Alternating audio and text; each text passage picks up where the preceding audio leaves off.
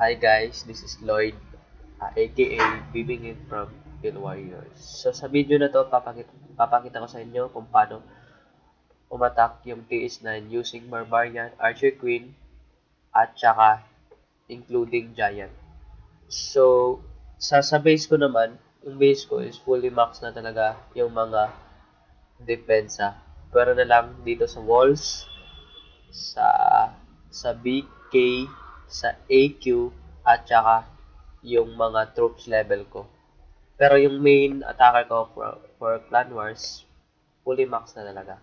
So, aim ko talaga ma-level 20 yung AQ ko, yung BK ko, tsaka yung ano talaga yung walls. Kasi nasimulan ko na to for the past 1 year and 2 months. So, nag-start ako September last year. Tapos, tuloy-tuloy na hanggang TH6, TH7 Max, TH8 Max, hanggang sa ngayon, current na TH9.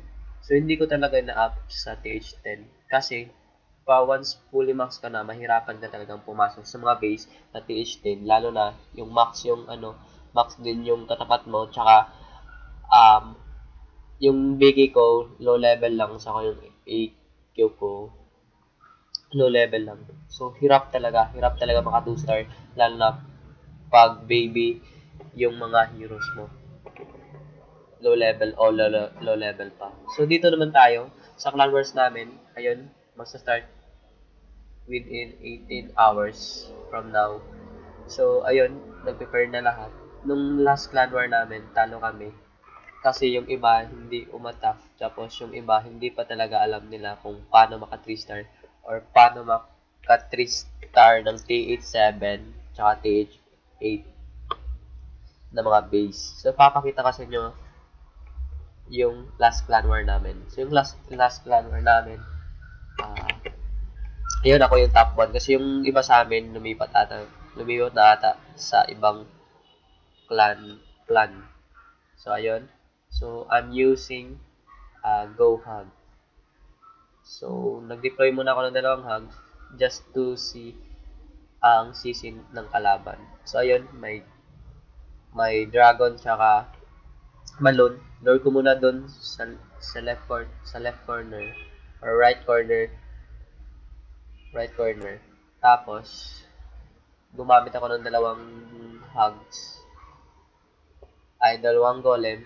Tapos, deploy ko doon just na hindi tatamaan yung ano ko, yung wizard sa Icon niya. So yung Icon niya is baby naman talaga, kakaano lang niya, nag-TH rush ata to siya. From TH8 naging TH9 agad-agad na hindi naman niya in-upgrade yung walls niya. So talong-talo talaga to sa akin. Kahit hindi mo na siya i-deploy with the techniques talaga kung paano mag-deploy ng tama sa base na to. So, yung kalaban ko is si Amanda. So, ayun. So, wala naman siyang double bomb. Yung double bomb niya dito is hindi naman magkatabi. So, from dito hanggang sa dito, hindi naman sila magkatabi. So, kung lalagyan ko yan ng hugs dito, so, hindi naman lahat mababomba dito lahat. So, nagka-separate siya. Tapos, ayun lang. So, naglagay ako dito ng heal spell just in case na hindi lang maubos yung hugs ko. So, total overall talaga to, wasak talaga yung base na to.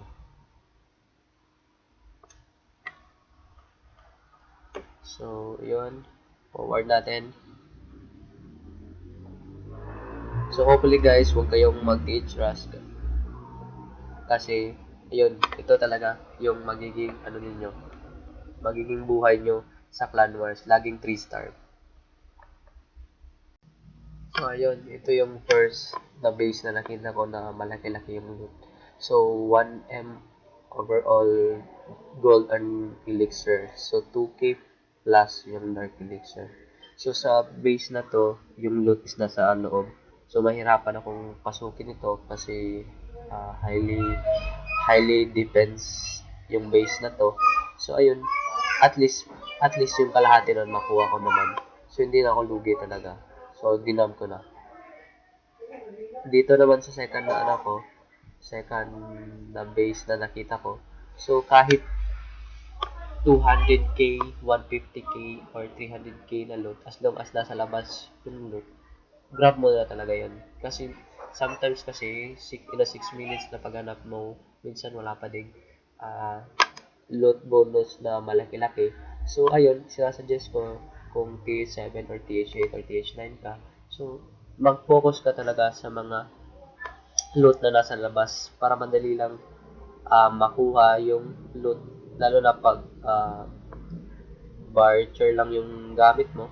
So, mahirapan makapasok talaga. So, ayun yung third na ano ko. Nakita kong base. So, ayun, nakakuha ko ng 260k na gold. So, okay na sa akin yun. As long as in every 10 minutes na pagsa-search ko, may makukuha akong 700 or 600k loot bonus na gold